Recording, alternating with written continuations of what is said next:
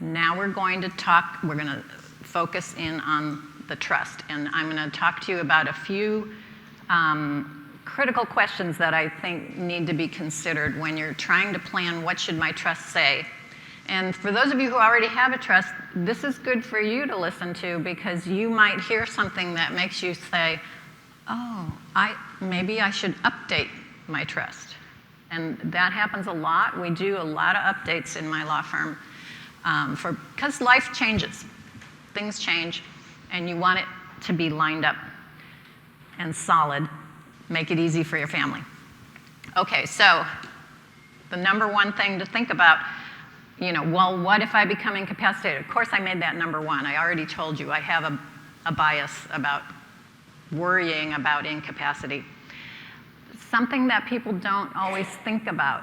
If you become incapacitated and you are, every month, you are sending one of your children $200, or you have an elderly parent and you're helping pay their rent, or whatever it is, if there's somebody who is financially dependent upon you, and then you become incapacitated and your trust doesn't say anything about that person, your trustee, when they take over, they are not going to be able to continue that plan that you had in place. That you were supporting somebody, you were paying your child's cell phone bill, whatever it is, it needs to be considered, and if it's important to you, it needs to actually get into your documents so that your trustee can continue that, if that's what you want. And a really big one that happens a lot, and this is very unfortunate, a lot of times, especially older people, our age, mature people, they have a significant person in their lives, but they don't want to get married. And there's lots of reasons not to get married after the first time. I get that. And so they may have a home that is owned by one person, and the other person lives there because, they're sweethearts and they want to be together.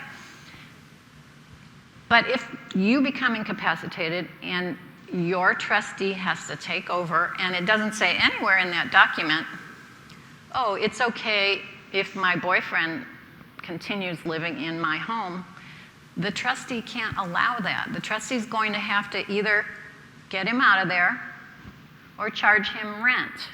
And that might not be what you want. So this is one that happens a lot. People have to think about who's financially, entangled with me. And living in your home is a financial entanglement if they are not also on the title to your home. Another one that we see a lot, we have a lot of clients who have their home and then they also have a rental property or multiple rental properties. That's not very unusual. And they may have a child who's living in one of their rental properties, and maybe they're paying rent, maybe they're not. Maybe the rent they're paying is not fair market rent. The parents, this is very common, parents give their child some kind of sweetheart deal on the rent.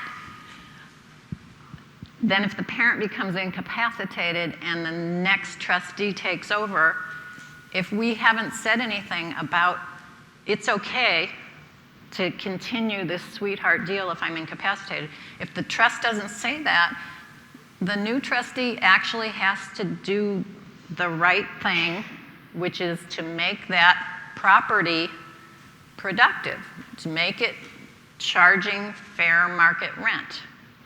There's nothing wrong with a parent giving their own child a deal, but you got to be really clear. If that's what you want to continue, you need to talk about that in your trust. And I'm sure as you're sitting here, you can imagine other examples of something like that, where people tend to, help each other out in whatever way. And if it's important enough to you that it continue, you need to talk to your lawyer about it and make sure that's documented for your family. Otherwise, there's going to be, when people disagree, when things happen and somebody sees it one way, somebody sees it the other way, the end result oftentimes is litigation, and we definitely don't want that. If you need help with your estate planning or administration, we also offer a free discovery call to help get the process started.